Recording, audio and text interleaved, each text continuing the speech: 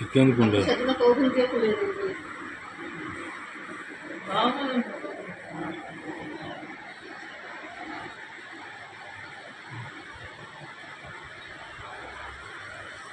ଓ ତମେ ମତେ ଭଲ ପାଅ ନା?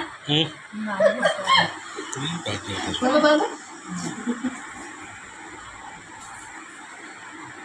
ମୁଁ କହିଲି କୋଉ କୁଆଡ଼େ ପଳେଇ ମତେ ବେଶୀ ଖରାପ ମାରିବ। ଦୁଃଖ ସୁଖ ଆଦିର ଅନୁଭବ ଇଏ ମଧ୍ୟ ଗୋଟେ ଭୋଗ ନାଇଁ ରାଗିଗଲେ କହନ୍ତିନି ଭୋଗିବୁ ଭୋଗିବୁ ଭୋଗିବୁ ତ ବେଳା ଆଉଛି ତୁ ଭୋଗିବୁ ନା କହନ୍ତିନି ତ ଦୁଃଖ ସୁଖ ଆଦିର ଅନୁଭବ ମଧ୍ୟ ଇଏ ଗୋଟେ ଭୋଗ ବିଳାସ ପ୍ରାରବ୍ଧ ସର୍ବର କଣାକୁ ମଧ୍ୟ ଭୋଗ କୁହାଯାଏ ପାପ ପୁଣ୍ୟର ଫଳ ଯାହା ସହନ କରାଯାଏ ତାକୁ ମଧ୍ୟ ଭୋଗ କୁହାଯାଏ ଆୟୁ ଘର ପୁର ଧନ ଅଧିକାର ମାନ ପରିମାଣ ତାକୁ ସବୁ ଭୋଗ ବୋଲି କୁହାଯାଏ ଆଉ ଏଠାରେ ଭୋଗର ନୈବେଦ୍ୟ ମନୋହି ଆହାର ଭକ୍ଷଣ ଆଦି ଅର୍ଥର ପ୍ରାସଙ୍ଗିକତା ଅଛି କୋଉଠି ମହାପ୍ରସାଦ ଭିତରେ ଯେତେବେଳେ ଆମେ ଚର୍ଚ୍ଚା କରୁଛୁ ତ ଦେଖନ୍ତୁ ତ୍ରୟୋଦଶ ଶତାବ୍ଦୀର ପରାକ୍ରମଶାଳୀ ଗଙ୍ଗବଂଶୀୟ ରାଜାମାନେ ଶ୍ରୀ ଜଗନ୍ନାଥଙ୍କୁ ରାଜାଧି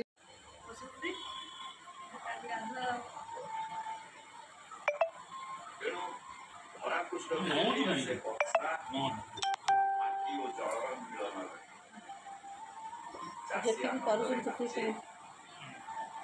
ବର୍ଷକ ଯାକ ପାଇଁ ସ୍ୱପ୍ନ ଦେଖେଇ ଝିଅକୁ ମାନେ ଖୁସିରେ 3 ଦିନ ଧରି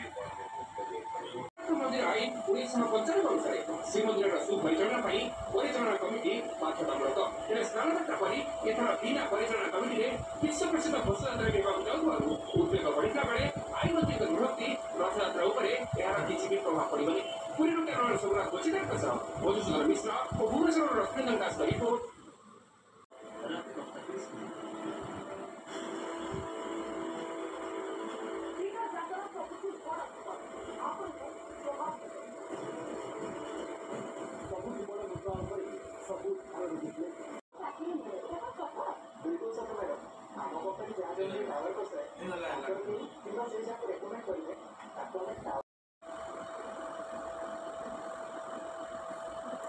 ରଙ୍ଗ ବର୍ତ୍ତମାନ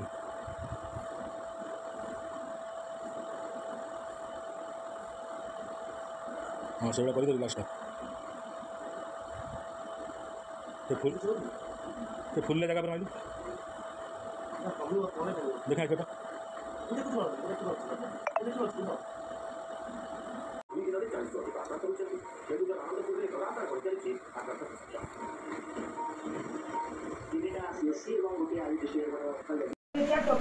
ବୋଉ ଜାଣିପାରୁଛ ନାହିଁ ପଣସ ପିଠା ବୋଲି ସେ ପୁରା ନୁଥୁ ନୁଥୁ ହେଇଯାଇଥିଲା ତ ମୁଁ କହିଲି ନାଇଁ ଖାଇ ହେବନି ଆଉ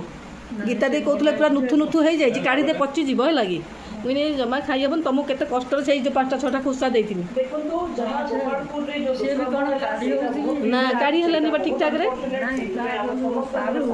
हां जमा खाई हेबनी तो पिठा कर दबा